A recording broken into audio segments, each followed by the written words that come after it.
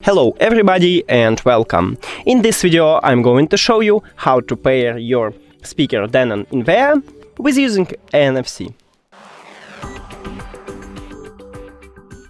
So firstly, make sure that your NFC is turned on.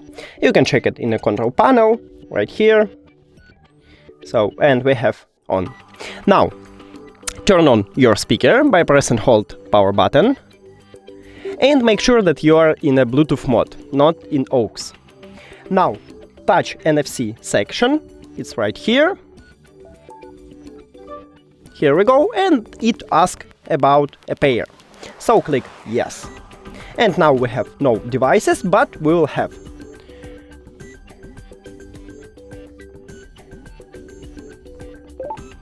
And as you can see, we just pair it.